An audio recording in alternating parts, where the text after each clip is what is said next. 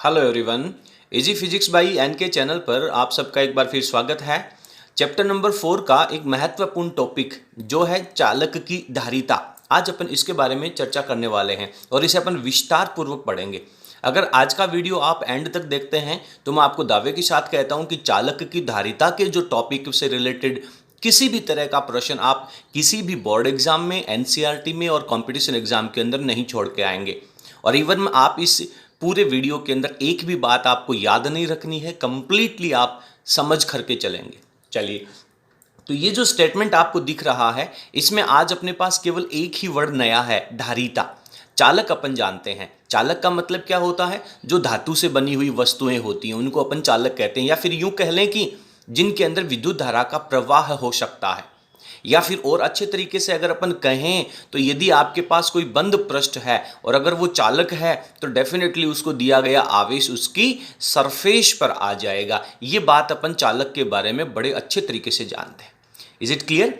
चलिए, ये जो धारिता शब्द आपको नया नजर आ रहा है, आज अपन इसके बारे में बात करेंगे।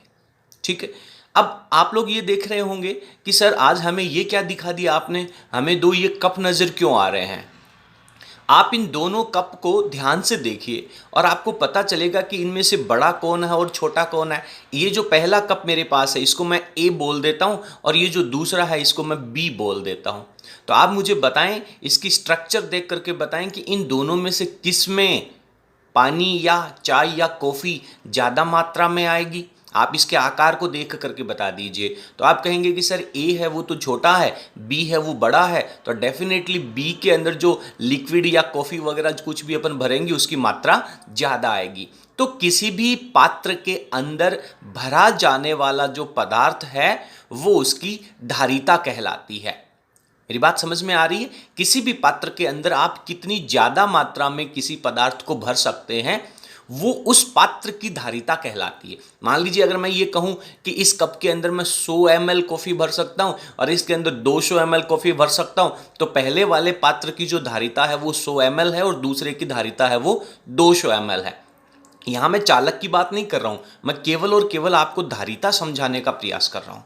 मेरी बात समझ में आ रही है? चालक शब्द के साथ अपन बाद में कनेक्ट होंगे। तो धारिता का मतलब है किसी भी वस्तु के अंदर या उसके द्वारा ग्रहण करने की क्षमता। ये कितनी कॉफ़ी ग्रहण कर सकता है? सर ये 100 ml कॉफ़ी ग्रहण कर सकता है। अच्छा भैया बताओ कि अगर मैं इसमें 100 ml से ज़्यादा कॉफ़ी डालूंगा तो क्या होगा? आप कहेंगे कि सर डेफिनेटली जो कॉफ़ी है वो इसके किनारों से होकर के ज़मीन के ऊपर, फर्श के ऊपर बिखरने लग जाएगी। बहुत अच्छे। ये जो दूसरा कप है इसकी कैपेसिटी जो है, इसकी धारिता जो है वो 200 ml कॉफ़ी ग्रहण करने की है। तो अगर मैं इसके अंदर जब तक मैं 100 ml डालूंगा तब तक ठीक है, 150 भी डाल सकता हूँ। जब आप इसकी मैक्सिमम कैपेसिटी 200 ml पर पहुँच जाएंगे उसके बाद भी यदि आप इसको कंटिन्यूसली लगातार कॉफ़ी भरते रहेंगे तो इसके अंदर से जो वैल्यू है वो बाहर निकलने लग जाएगी। मेरी बात समझ में आ रही है? तो इसे कहते हैं अपन धारिता। धारिता का मतलब है किसी पात्र के द्वारा किसी पदार्थ को ग्रहण करने की क्षमता। तो अपना जो इलेक्ट्रोस्टैटिक्स, स्थिर वैद्युतिकी का चैप्टर चल रहा है और उसमें आज आपने चालक शब्द और जोड़ा है। तो चालक पदार्थ को आप क्या देंगे? आप आवेश देंगे। आवेश पॉजिटिव हो सकता है या फिर नेगेटिव भी हो सकता है। तो अब आप इस डेफिनेशन को अपने शब्दों के अंदर बताएं। किसी चालक के द्वारा आवेश ग्रहण करने की जो क्षमता है, किसी भी चालक पदार्थ के द्वारा कितना ज्यादा आवेश ग्रहण किया जा सकता है। कोई चार्ज है, कोई पदार्थ है वो आपका मान लीजिए 2 कूलम चार्ज ग्रहण कर सकता है, कोई 4 कूलम चार्ज ग्रहण कर सकता है। किन बातों पे डिपेंड करती हैं ये सारी बातें, निर्भरता कौन कौन सी होती है, उन सबको अपन पढ़ेंगे। लेकिन अभी के लिए आप मेरे को केवल इतना सटीक बता दें कि किसी चालक की धारिता शब्द यदि आपके सामने आएगा तो आप कहेंगे कि सर किसी चालक पदार्थ के द्वारा आवेश ग्रहण करने की जो क्षमता है वो उसकी धारिता कहलाती है। कोई चालक है वो 2 कूलम चार्ज ग्रहण कर सकता है तो कोई 5 कूलम चार्ज ग्रहण कर सकता है। मेरी बात क्लियर है? चलिए अब अपन पहले इसकी डेफिनेशन लिख लेते हैं और मैं इन कप को यहां से हटा देता हूं। क्लियर है भैया? ओके, डेफिनेशन लिखते हैं। क्या लिखा है अपन ने परिभाषा में? किसी चालक के द्वारा आवेश ग्रहण करने की क्षमता को उस चालक पदार्थ की या उस चालक की विद्युत धारिता कहते हैं। क्या कहते हैं? विद्युत धारिता कहते हैं। पर यदि ये क्वेश्चन जो आपका है वो आपसे यदि बोर्ड परीक्षा के अंदर इसकी डेफिनेशन पूछता है तो केवल इतनी डेफिनेशन लिखने से आपको पूरे अंक नहीं मिलेंगे। ये तो इसकी केवल बेसिक डेफिनेशन है। अब अपन बात करते हैं विस्तार पूर्वक आप इसको फिजिकली कैसे कनेक्ट कर पाएंगे। चालक पदार्थ की जो धारिता होती है वो एक भौतिक राशि होती है, इसे मापा या तोला जा सकता है। तो अब अपन इसको टेक्निकली प्रूफ करना चाहते हैं, समझना चाहते हैं, तो क्या लिखना चाहिए अपने को इसके बारे में। देखिए, मान लीजिए मैं आपसे कहता हूं कि मेरे पास ये एक कोई गोला है और ये चालक पदार्थ का बना हुआ है, लोहे का बना हुआ है, ठीक है। अब आप यदि इसे आवेश देंगे तो इसके साथ क्या कहानी होगी, समझते जाना इसको। मान लीजिए प्रारंभ में इसके ऊपर कुछ भी आवेश नहीं है, ठीक है। तो आप लोगों ने विभव की कहानी में और स्थितिज ऊर्जा में चैप्टर नंबर 3 में बहुत अच्छे से पढ़ा है कि पहला आवेश जब आप इसके ऊपर लेके आएंगे, या पहला इलेक्ट्रॉन मान लीजिए, या इलेक्ट्रॉन का निकालना कह दीजिए, तो आपको कोई कार्य नहीं करना होगा, क्योंकि इसके ऊपर पहले से कोई आवेश नहीं है और वो कोई इलेक्ट्रॉन यदि इसके ऊपर आएगा तो उसका कोई प्रतिकर्षण भी नहीं करेगा। तो पहला चार्ज इजीली इसके ऊपर आ जाएगा। मान लीजिए मैं धनावेश की बात कह देता हूं, ठीक है। अब आप यदि दूसरा पॉजिटिव चार्ज इसके ऊपर डालना चाहेंगे, पॉजिटिव चार्ज, मेरी बात को ध्यान से समझना बेटा, पॉजिटिव चार्ज कभी भी ट्रांसफर नहीं होता है, हमेशा आवेश का स्थानांतरण इलेक्ट्रॉन के रूप में होता है। मैं आपसे बार बार कहूंगा कि आप इसके ऊपर पॉजिटिव चार्ज डाल रहे हो, इसका मतलब आपका दिमाग ये कहना चाहिए कि मैं इसमें से इलेक्ट्रॉन निकालूंगा, जिसके प्रभाव स्वरूप इसके ऊपर धनात्मक आवेश है वो प्रभावी होगा। धनात्मक आवेश का कभी ट्रांसफर नहीं होगा। बट अपन कह सकते हैं अपने समझने के लिए, अपनी लैंग्वेज को आसान बनाने के लिए, तो जब आपने पहला इसको पॉजिटिव चार्ज दिया तो कोई वर्क नहीं करना पड़ा। यदि मैं इसको थोड़ा सा आवेश Q और डालूं प्लस, तो ये पहला वाला आवेश इसका प्रतिकर्षण करेगा, तो मुझे इसको आवेश देने के लिए क्या करना पड़ेगा, कार्य करना पड़ेगा, ठीक है। और जैसे जैसे मैं इसको आवेश देऊंगा और ज्यादा आवेश इसके ऊपर ट्रांसफर करूंगा तो इसकी सतह के ऊपर आवेश की मात्रा बढ़ेगी, और यदि सतह के ऊपर आवेश की मात्रा बढ़ेगी तो आप चालक गोले की सतह के ऊपर विभव का फॉर्मूला क्या कहता है।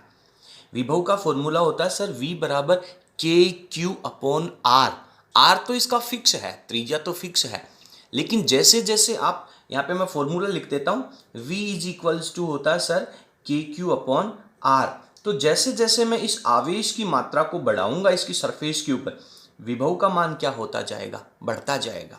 विभव क्या है, एक एनर्जी है, एक स्थितिज ऊर्जा है, एकांक धनावेश को अनंत से वहां तक लाने में किया गया कार्य है। बात समझ में आ रही है। तो धीरे धीरे जब आप इसके ऊपर आवेश डालेंगे तो वो आवेश इजीली नहीं आएगा, आपको उसको जबरदस्ती लाना पड़ेगा, आपको कुछ बाहर से कार्य करना पड़ेगा और वो इसके ऊपर विभव के रूप में स्टोर हो जाएगा, ठीक है। अब आप मुझे एक बात बताएं, मैंने आप लोगों को एक बात कही थी पिछले, जब मैंने आपको कप की बात समझाई थी, तब मैंने आपसे एक बात कही थी कि मान लीजिए इस कप की जो कैपेसिटी है वो 100 ml है, और यदि आप इसके ऊपर 100 ml से ज्यादा का लिक्विड इसके अंदर भरोगे तो क्या होगा, वो जो लिक्विड है वो इसमें से बाहर बिखरने लग जाएगा। ठीक इसी प्रकार से एक निश्चित विभव के बाद, अभी तक धारिता अपने पास आई नहीं है, अपन धारिता को कनेक्ट करेंगे, लेकिन जब इसकी सतह के ऊपर इसकी क्षमता का मैक्सिमम विभव हो जाएगा, उसके बाद भी यदि आप इसको आवेश देंगे तो वो आवेश इसकी सतह से हवा के अंदर लीक होने लग जाएगा, निकलने लग जाएगा, जिसे अपन विद्युत विसर्जन कहते हैं। बात समझ में आ रही है। यदि इसकी क्षमता से ज्यादा का आवेश इसके ऊपर आएगा तो वो आवेश बाहर चला जाएगा। तो अभी तक के फंडामेंटल में आपने V is equals to KQ/R के फॉर्मूले में एक बात आपने पढ़ी है कि जैसे जैसे मैं इसकी सरफेस के ऊपर Q का मान बढ़ाऊंगा आवेश का, वैसे वैसे इसकी सरफेस के ऊपर जो विभव का मान है वो बढ़ता जाएगा। बात समझ में आ रही है। और आप जानते हैं कि सर समानुपाती का निशान हटाने के लिए आपको एक कांस्टेंट लगाना होगा, यहां पे मैं कांस्टेंट C लगाऊंगा और उसके बाद में V आ जाएगा। आपने ओम का नियम पढ़ा है क्या? बिल्कुल पढ़ा सर। क्या कहता है? V is equals to RI, ये कह दीजिए, IR कह दो या RI कह दो। जैसे जैसे आप I का मान बढ़ाएंगे उसके सिरों के ऊपर विभवांतर का मान बढ़ेगा। बात समझ में आ रही है? तो ये जो प्रतिरोध R होता है, इस प्रतिरोध की जो वैल्यू है वो V और I पे डिपेंड नहीं करती है। ध्यान देना इस बात को, अगर आपने अच्छे से समझा है तो। किसी भी चालक तार का जो प्रतिरोध होता है वो उसकी लंबाई पर, उसके अनुप्रस्थ क्षेत्रफल पर, उसके पदार्थ की प्रकृति पर और टेम्परेचर पर डिपेंड करता है, विभवांतर और धारा पर निर्भर नहीं करता है। क्योंकि यदि धारा का मान बढ़ेगा तो उसके सिरों के बीच में विभवांतर बढ़ जाएगा। अगर मैं इसको यूं लिखूं कि R is equals to V upon I, तो यदि मैं I का मान बढ़ाऊंगा तो भैया V का मान बढ़ जाएगा, बट इन दोनों का अनुपात हमेशा फिक्स रहेगा। तो इसी प्रकार से यदि मैं इस सतह, चालक की सतह के ऊपर आवेश का मान बढ़ाऊंगा तो विभव का मान बढ़ जाएगा। बात समझ में आ रही है? बट ये जो C है वो एक कांस्टेंट राशि है इस पर्टिकुलर चालक के लिए। यदि आप आवेश बढ़ाओगे तो ऐसा नहीं है कि C कम हो जाएगा। बात समझ में आ रही है? तो C को अपन यहां पे लिख सकते हैं C is equals to Q upon V। तो ये जो C है, जहां C जो है उसे चालक की धारिता कहते हैं, चालक की धारिता कहलाती है। डेफिनेशन मैं बताऊंगा आपको, पहले आप इसके बेसिक फंडामेंटल को समझो। धारिता कहलाती है, ठीक है। अब अपन परिभाषा की बात कर लेते हैं। तो आप मुझे बताएं कि C की डेफिनेशन आप क्या लिख पाएंगे इस फॉर्मूले से। आपको यहीं से परिभाषा लिखनी है। आपको सबसे पहले नोट्स के अंदर ये बातें लिखनी है, इसके बाद में इतना जो ये जो वर्क है वो आपको अच्छी तरीके से लिखना है। बट परीक्षा के अंदर आपको केवल इसकी डेफिनेशन लिखनी आती है। पहले अपन इसकी परिभाषा लिख लेते हैं। बताइए क्या परिभाषा होगी। किसी चालक को क्या देंगे आप? चालक को आवेश देने पर उसकी सतह का विभव बढ़ता है। क्लियर है भैया? तो आवेश तथा विभव का अनुपात चालक की धारिता कहलाती है।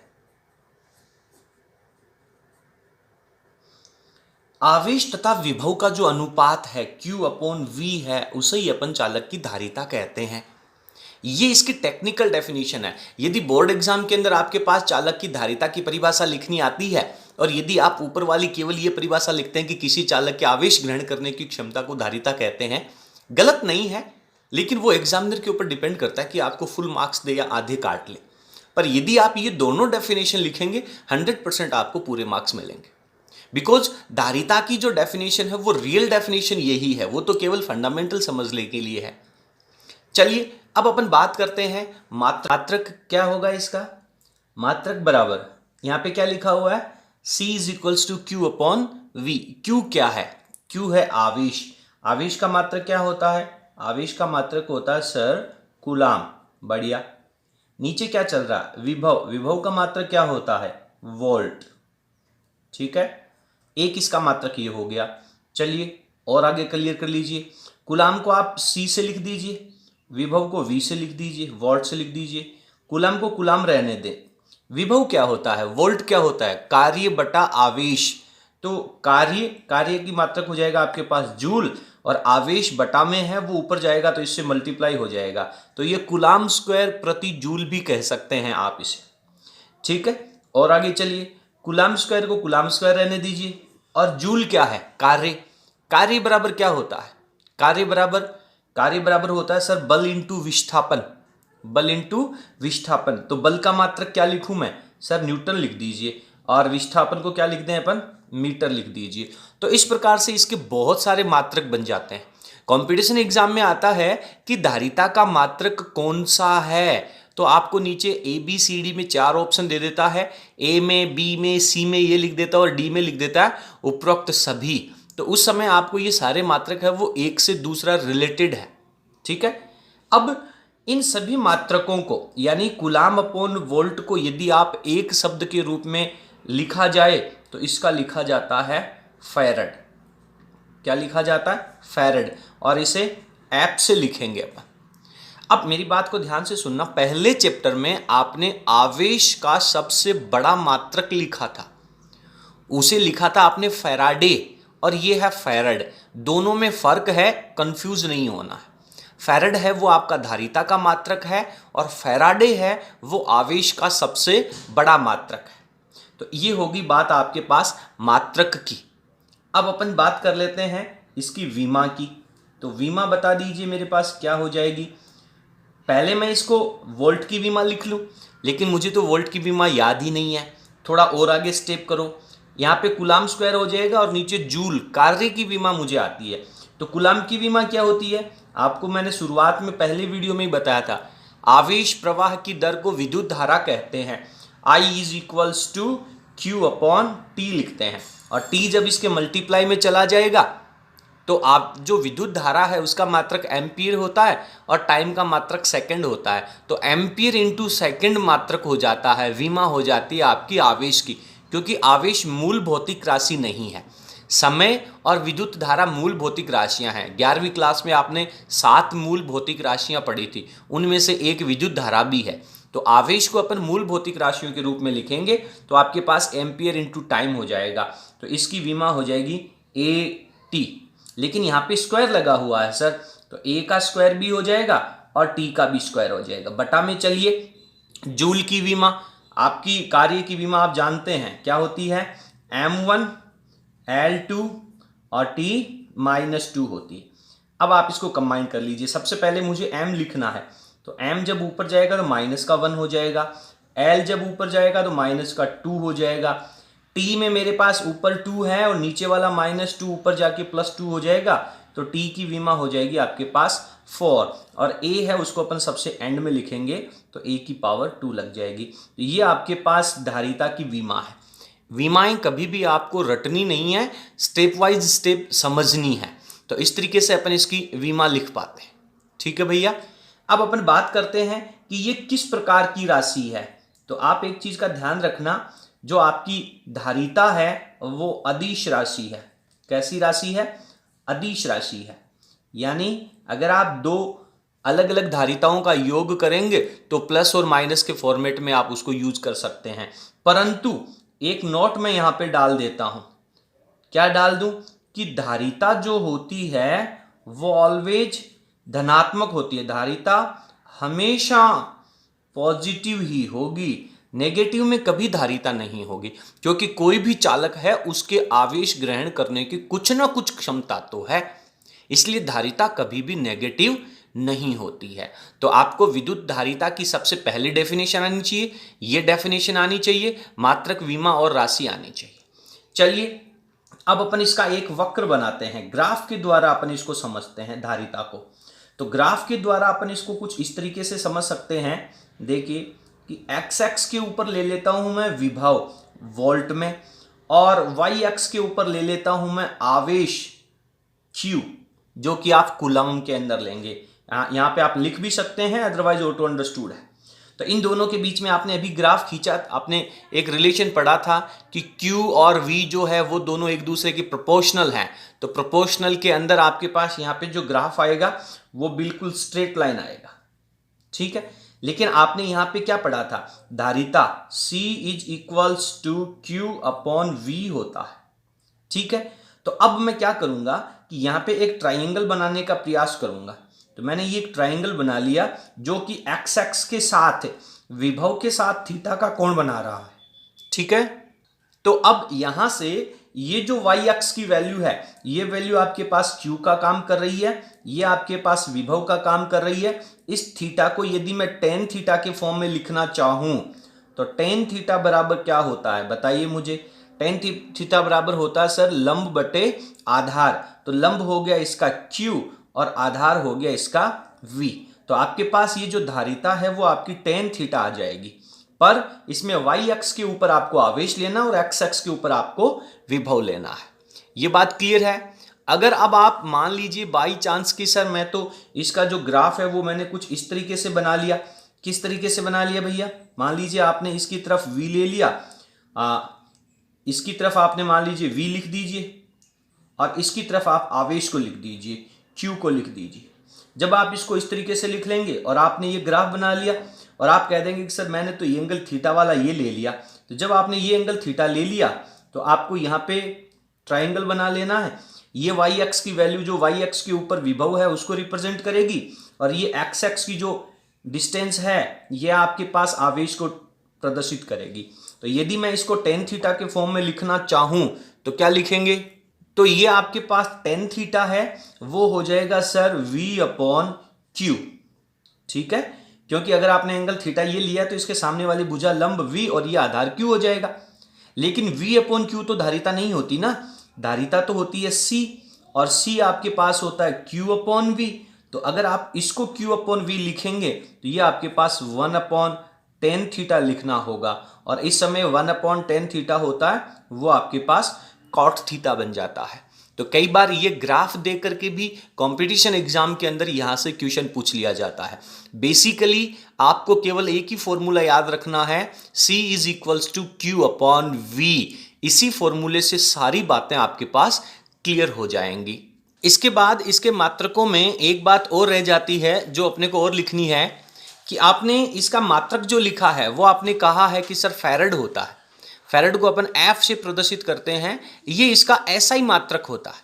ठीक है, अब अपने को CGS मात्रक भी ध्यान रखना चाहिए। तो CGS मात्रक जो होता है किसका? धारिता का, वो होता है आपका स्टेट फैरड। क्या होता है? स्टेट फैरड, याद रखना है। और इसकी वैल्यू भी आपको याद रखनी है। तो इसको अपन लिखेंगे कि जो आपका 1 फैरड होता है, 1F जो SI मात्रक होता है उसके इक्वल्स टू इसकी वैल्यू होती है 9 इंटू 10 की पावर 11 स्टेट फैरड। तो ये भी इसका एक महत्वपूर्ण प्रश्न है। कई बार मान लीजिए किसी क्वेश्चन के अंदर आपको इसकी धारिता का जो मात्रक है वो यदि स्टेट फैरड दे दिया जाए तो आपको इसको SI में कन्वर्ट करना है, तो अपन कुछ इस तरीके से लिखेंगे। इसके बाद एक और महत्वपूर्ण टॉपिक आता है कि ये जो धारिता होती है इसको प्रभावित कौन कौन से कारक करते हैं, यानी धारिता को प्रभावित करने वाले कारक। ये जो क्वेश्चन है ये आपके स्टेट बोर्ड के एग्जाम में, NCERT के एग्जाम में और विभिन्न प्रकार के कंपटीशन एग्जाम के अंदर भी पूछा जाता है। और ये टॉपिक यदि आपका क्लियर होगा आगे आने वाला तो उसके बाद आने वाले सभी डेरिवेशन को आप भली भांति समझ पाएंगे। यानी कि धारिता है वो कौन कौन से कारकों के ऊपर निर्भर करती है। तो शुरुआत में मैंने आपको यहाँ पे बताया था कि धारिता का जो मान है वो आवेश और विभव पर डिपेंड नहीं करता है।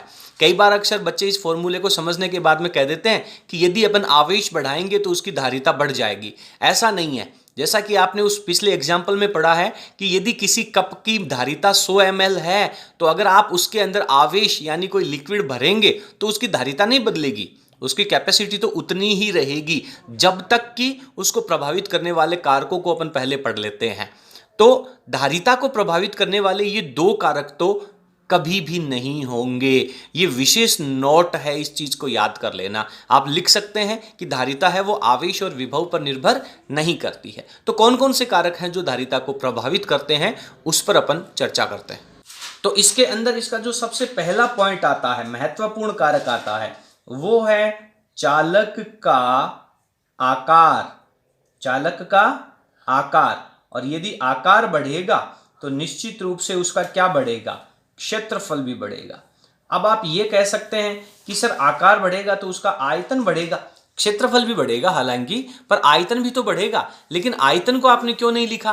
क्योंकि आयतन को अपन ने इसलिए नहीं लिखा कि किसी चालक को दिया गया आवेश सर्वदा उसके क्षेत्रफल पर, उसकी सतह पर वितरित होता है।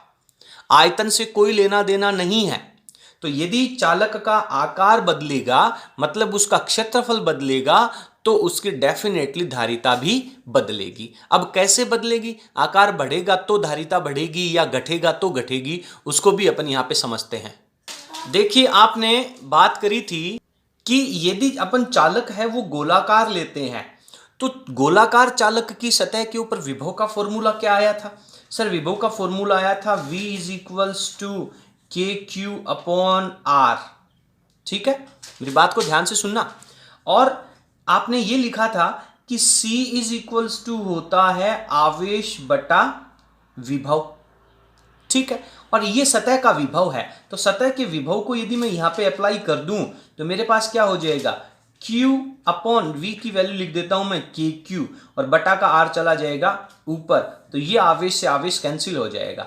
यानी आपके पास एक रिजल्ट यहां पे आ जाता है कि C is proportional to R, यानी कि यदि चालक का आकार बढ़ेगा, क्षेत्रफल बढ़ेगा, तो उसकी धारिता भी निश्चित रूप से बढ़ेगी। ये ठीक उसी प्रकार की बात है कि यदि किसी बड़े पात्र का आकार आप बढ़ाते जाओगे, किसी भी पात्र का, तो डेफिनेटली उसके अंदर आने वाले पदार्थ की मात्रा भी बढ़ जाएगी। अब अपन इस कारक को कुछ इस प्रकार से लिख सकते हैं कि धारिता को प्रभावित करने वाले कारक में आपने पढ़ लिया कि धारिता का जो मान है वो उसके आकार के ऊपर निर्भर करता है। आकार बढ़ेगा तो धारिता भी बढ़ेगी। तो अपन इसको लिखते हैं कि चालक का आकार बढ़ने पर, चालक का आकार बढ़ने पर धारिता भी क्या हो जाएगी, धारिता भी बढ़ती है, धारिता भी बढ़ जाती है। अब किस अनुपात में बढ़ती है वो अपन आगे चल करके विस्तार पूर्वक पढ़ेंगे, अभी अपन केवल कारकों की बात कर रहे हैं। दूसरा जो इसका कारक है, दूसरा कारक है वो है चालक के समीप, चालक के आसपास, चालक के चारों ओर समीप उपस्थित अन्य चालकों के कारण। यदि उसके चालक के आसपास कोई और चालक भी उपस्थित हैं तो उसके कारण भी उसकी जो धारिता है वो प्रभावित हो जाती है। यदि किसी चालक के आसपास में और कोई चालक रखे हुए हैं या कोई कंडक्टर पदार्थ रखा हुआ है तो डेफिनेटली उस पहले वाले चालक की धारिता बदल जाएगी। किस तरीके से बदलती है उसको अपन आगे विस्तार पूर्वक बात करेंगे, अभी आपको केवल कारकों की लिस्ट तैयार करनी है। ठीक है, आगे है इसका तीसरा पॉइंट है। तीसरा पॉइंट अपन लिखते हैं कि चालक के चारों ओर, चालक के चारों ओर, पहले वाला कारक क्या पढ़ा है कि चालक के चारों ओर और कोई चालक पदार्थ रखा हुआ है या नहीं है। ठीक है, वो बात तो होगी, लेकिन चालक के चारों ओर का जो माध्यम है, कैसा माध्यम आपने लिया हुआ है, माध्यम है, चालक के चारों ओर का माध्यम धारिता को प्रभावित करता है, धारिता को प्रभावित करता है। कैसे करता है इसकी छोटी सी चर्चा अपन यहां पे कर लेते हैं, बाकी अपन विस्तार पूर्वक आगे के बड़े टॉपिक्स के अंदर पढ़ेंगे कि यदि चालक के चारों ओर, चालक के चारों ओर अधिक माध्यम है, उसकी कौन सी भौतिक राशि है वो ये बताती है कि पदार्थ अलग अलग हैं।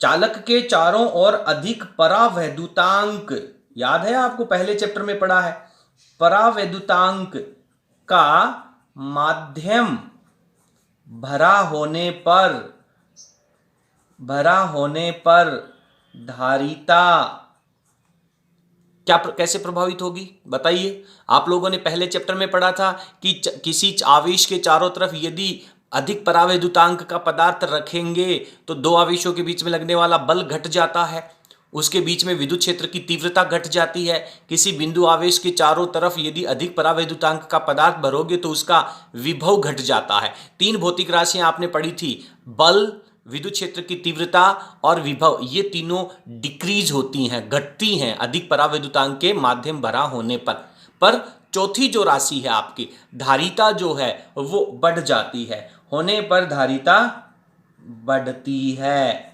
किस अनुपात में बढ़ती है, किस तरीके से बढ़ती है, उन सब की आगे अपन चर्चा करेंगे। अभी के लिए आपको केवल कारकों के अंदर ये याद रखना है कि कौन कौन से कारक है वो धारिता को प्रभावित करते हैं। ठीक है, तो इस प्रकार से अपन ने मुख्य रूप से तीन ऐसे कारक पढ़े हैं जो चालक की धारिता को प्रभावित करते हैं। पहला है चालक का आकार या क्षेत्रफल कह दीजिए, दूसरा है चालक के चारों ओर उपस्थित अन्य चालक अगर हैं तो वो भी धारिता को प्रभावित करेंगे, और तीसरा कारक आपका आया है कि यदि चालक के चारों तरफ का माध्यम बदल दिया जाए तो भी धारिता बदलेगी। और किस तरीके से बदलेगी, यदि ज्यादा परावैद्युतांक का माध्यम भरोगे तो धारिता भी उसकी बढ़ जाएगी। ठीक है भैया।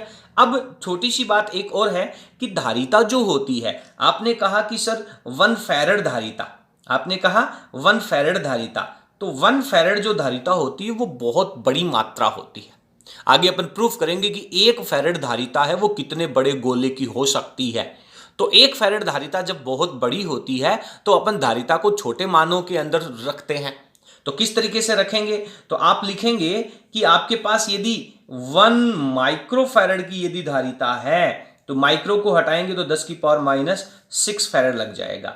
ठीक है, 1 नैनो फैरेड की यदि धारिता है तो 10 की पावर माइनस 9 लग जाएगा। और यदि आपके पास 1 पिको फैरेड की धारिता है तो पिको को हटाने पर 10 की पावर माइनस 12 लग जाएगा। तो इस तरीके से अपन इन मानों को ज्यादातर अपन यूज करेंगे। ये सारी वैल्यूज है वो आपको न्यूमेरिकल के अंदर दी हुई रहेगी और आपको उसको फैरेड के अंदर एसआई मात्रक के अंदर बदल करके रखना है। एक क्वेश्चन लेते हैं और अपन समझते हैं। इस क्वेश्चन को समझिए।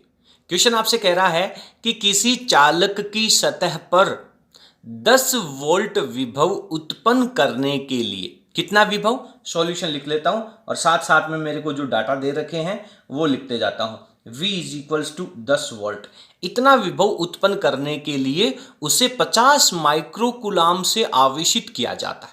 कितना आवेश जरूरी है, Q is equals to 50 microcoulomb आवेश जरूरी है। तो धारिता ज्ञात कीजिए। क्या कैलकुलेट करना है मुझे, C कैलकुलेट करना है। तो C Q V में क्या रिलेशन होता है, C is equals to, formula लिखना अपने को जरूरी है, Q अपॉन V। चलिए Q की वैल्यू लिख दीजिए 50, माइक्रो हटा दीजिए -6, बटा में वोल्ट लिख दीजिए 10। तो C की वैल्यू कितनी हो जाएगी, 5 इंटू 10 की पावर -6। क्या धारिता का मात्रक बोलिए, सर फैरेड है। और -6 को यदि मैं यहां से रिमूव करना चाहूं तो क्या लिख सकता हूं मैं, 5 माइक्रोफैरेड। ये इसका धारिता का वैल्यू आ जाती है। ठीक है, बात क्लियर है मेरी, कोई डाउट हो तो इसमें बताएं। अब आगे इस क्वेश्चन में क्या कह रहा है कि यदि चालक पर आवेश दुगुना कर दिया जाए, ये जो 50 माइक्रोकुलाम है अगर इसको अपन 100 माइक्रोकुलाम कर दें तब धारिता क्या हो जाएगी। अब आप ये नहीं कह सकते कि सर आप इसकी 50 माइक्रोकुलाम की जो यहां पे लिखा हुआ है इसका आवेश दुगुना करेंगे, क्या पता वो उसमें जाएगा कि नहीं जाएगा। सिंपल क्वेश्चन ये कह रहा है कि यदि आपने उसको 50 माइक्रोकुलाम आवेश दिया है, अब यदि आप उसको 100 माइक्रोकुलाम दुगुना चार्ज दे दें तो उसकी धारिता क्या हो जाएगी। तो आपको बिल्कुल स्पष्ट लिखना चाहिए कि चालक की जो धारिता है, धारिता का मान आवेश पर निर्भर करता है कि नहीं करता, निर्भर नहीं करता है, करता है। अतः चालक की धारिता क्या रहेगी, अपरिवर्तित रहेगी, अपरिवर्तित रहेगी। डेफिनेटली आपको इसके साथ इसका आंसर देना चाहिए। कई बार ऐसे क्वेश्चन आते हैं, बच्चे यहां तक पढ़ लेते हैं, दूसरे वाले पार्ट को भूल जाते हैं और दूसरे वाले पार्ट के जो नंबर निश्चित होते हैं वो उनके वहां से कैंसिल हो जाते हैं, कट जाते हैं। मेरी बात यहां तक क्लियर है। इस तरीके से आपका जो धारिता का टॉपिक है, कंसेप्ट है, वो बिल्कुल क्लियर हो जाता है। हाँ, यहां पे मैं एक नोट और लिख देता हूं कि जो धारिता होती है, धारिता का मान, धारिता का मान चालक के पदार्थ पर निर्भर नहीं करता है। यानी चालक पदार्थ कोई सा भी हो पर निर्भर नहीं करता है। लोहे का चालक है, कॉपर का यदि कोई पदार्थ है, सोने का कोई पदार्थ है, उसके आकार पर उसकी धारिता निर्भर करेगी, उसके पदार्थ की प्रकृति के ऊपर धारिता है वो डिपेंड नहीं करती है। तो ये विशेष नोट आपको इसके साथ याद रखना है। इस तरीके से मेरी तरफ से आपका जो धारिता का कंसेप्ट है वो बिल्कुल क्लियर हो जाता है। ठीक है। अगले वीडियो के अंदर अपन पढ़ेंगे कि किसी गोलाकार चालक की धारिता का फॉर्मूला क्या आएगा। आपके पास कोई एक गोलाकार चालक है, गेंद की तरह का चालक है, उसकी धारिता कितनी आएगी उसको अपन अगले वीडियो के अंदर क्लियर करेंगे। अगर आपको हमारा वीडियो पसंद आया हो तो प्लीज़ आप इसे लाइक ज़रूर कीजिए ताकि हमें मोटिवेशन मिलेगा, और अपने फ्रेंड्स के साथ इस वीडियो को शेयर कीजिए। बहुत बहुत धन्यवाद।